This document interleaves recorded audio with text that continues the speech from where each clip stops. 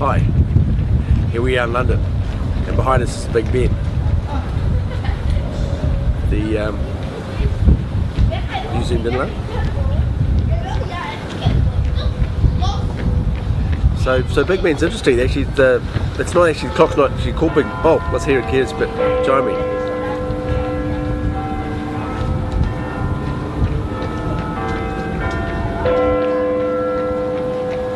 I planned that specially, of course.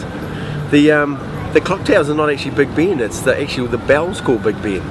The same bell that's in that one, and they call it Big Ben's. The bell is the same as the Liberty Bell. They were made by the same person. So I always thought that was Big Ben, but it's actually not. It's just the clock. I don't know what they call it. I'm not quite sure the name of the clock, but now I found out about the bell.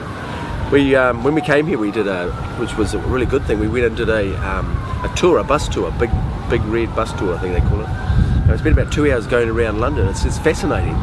So can you come a bit closer? Look? I think it's a fascinating trip because they go around all the old parts of London and all the history and all of the cathedrals and where the Black Plague started and where the Fire of London started. So you get to know some of the history of this place, and I think it's really fascinating because London's a very vibrant place with lots and lots of people, lots of different cultures here. It's a really lively people, lots of things going on all the time, and it has a very distinct energetics, and the energy's quite cool because it has so much history here, and the history is almost like it's in the buildings and in the area. The feel of this place has this old history feeling. It's like if it'd be like in New Zealand. We've been in New Zealand for about 250 years. Imagine having another 1,500 years of history on top of that. 1,500 years of history, just how much culture New Zealand would have with all of that history and all those events that happened over all those hundreds of years. Well, it's a bit like that here. They've had so much happen here over the years, and it's sort of like steeped in history, but it has an energy that comes with that, so it's quite fascinating. It's when you're walking around, it's got that feel about it, which I find it fascinating. So that's what we've done, and so do the trip. If you ever come to London, do the bus trip. It was a great way to see everything, get a real feel for this place, and so I really enjoyed that. We spent most of the day, the last couple of days I've been spent with Ollie, my friend who used to be in New Zealand, and we were doing Tai Chi in the park today, which is quite cool. So I come all the way to London and do a Tai Chi class, so that was very cool. And Josephine's been hanging out with her friends and been hanging out with Liv and Shanti, so it's been a great time to catch up with people that we haven't seen for a long time, so it was very cool.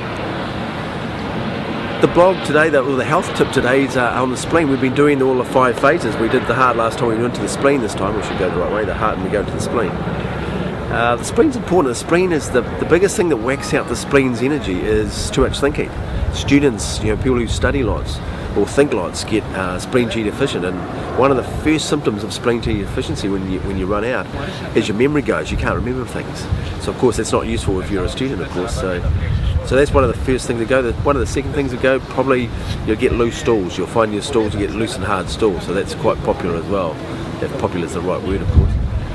So the spleen's one of those things, if you keep it doesn't like dampness either. So it is the damp things it doesn't like. So damp environment, damp foods.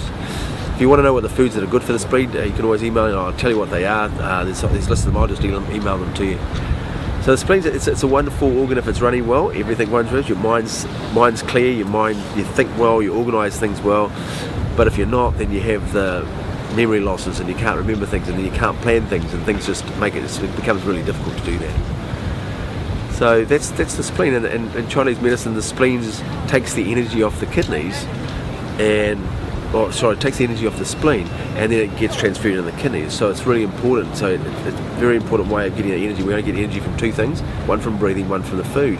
So it's a very, very important function. So if your spleen G is not healthy, because what you can do is put weight on, because the spleen's not digesting food properly, and then the body just stores it. So that's a classic symptom of it as well. So that's it. So have a healthy spleen, have a healthy mind. And then you have clear thoughts, so it's a good thing to keep that predominantly healthy and clean the whole time. As I say, if you want to know the foods, just give me a bell. We're off to Greece tomorrow, so next one hopefully we'll be in Athens. So hopefully the next video we'll do at the Parthenon. It's Parthenon, I think it's called. We'll be up there with all the big big historical things, and they have history that's way before this one. So it'll be interesting what it feels like to be in that place and to feel that sort of level of history too. So it's fascinating. It's lovely to go to places with this sort of energy. It's very, very different to New Zealand. So have a good day, and from me and the Big Ben, we'd like to say bye bye. Have a good day.